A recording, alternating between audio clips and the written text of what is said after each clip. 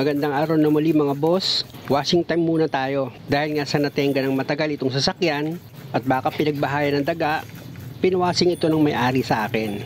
Unang-una nang makita ko, grabe nga naman talaga yung dumi niya. Kasi kung napanood nyo nung chinunap ko itong makina niya, nako, grabe ang dumi ng makina niya. At ang diskarte dyan para hindi kayo mahirapan pag nagwashing kayo ng makina nyo. Gumamit kayo ng degreaser mga boss para pag ginamitan mo na ng pressure washer mo itong makina, mas mabilis matatanggal yung mga kumapit na dumi. Kung hindi peke yung mabibili mo, ako kasi nadali na ako niyan. Sa paggamit naman o pag-spray ng degreaser mga boss, madali lang naman. Kung saan yung marumi, napalagay mo may mancha o kaya medyo malangis, yun ang medyo bababara mo ng degreaser. Para sigurado ka na pag tinamaan niya ng pressure washer mo is ma-wash out siya or malinis. Hindi naman masama mabasa itong buong makina mo ng degreaser mga boss kasi unang-una itong degreaser wala naman niyang pressure. Pangalawa, ginawa talaga yan para dito sa makina, para makatanggal siya ng lahat ng dumi na kumapit dito, lalong-lalo na yung mga langis at carbon na kumalat dito sa makina mo. Dahil kung magandang klase yung degreaser mo, tanggal yung mga kumapit na carbon at langis dyan. Pangalawa, pag may degreaser mga boss, hindi kayo masyadong pagod. Dahil kahit madaanan lang yan ng pressure washer nyo, lilinis agad yan. Pero kung regular mo naman pinupunasan yung makina mo, di mo na kailangan magpawashing mga boss. Ituloy mo lang ginagawa mong pag-maintain sa makina mo, sapat na yun. After 5 minutes na ma-spray ko ito ng degreaser, bibirahin ko na ngayon yan ang pressure washer ko.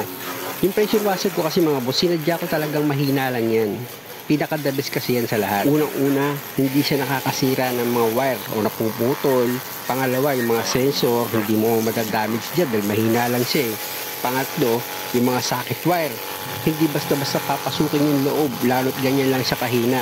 Pero lagi ko pa rin sinasabi sa inyo mga boss, dagdagan nyo pa rin ng pag-iingat, huwag kayo masyadong tiwala.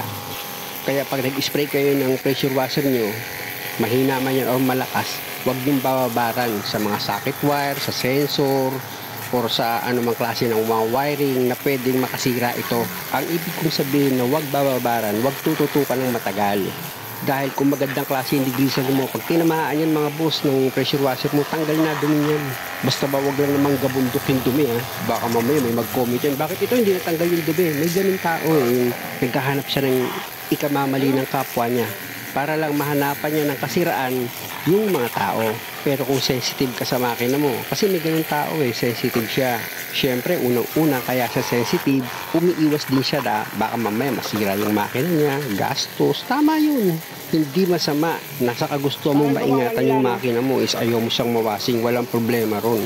Ang sa akin lang naman, ipinapakita ko lang itong ginagawa ko para meron kayong idea na, pwede palang i-engine wash yung ganitong klaseng sasakyan, di ba?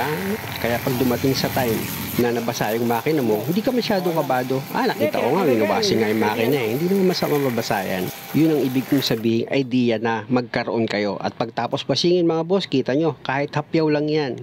Kita nyo naman, malinis naman siya, di ba? Idinaan ko na lang kayo sa kwento para hindi kayo mainip. At syempre naman, maraming salamat sa inyo sa panonood nyo dito sa video ko. Kaya sa mga nagbabalak magwashing ng makina niya, samahan nyo lagi ng pag-iingat. Dahil yung mga sensor, socket wire, or yung wire mismo, hindi nyo alam kung marupok na yan. Kaya ingat. At dahil okay na, start na natin itong makina kung aandar pa.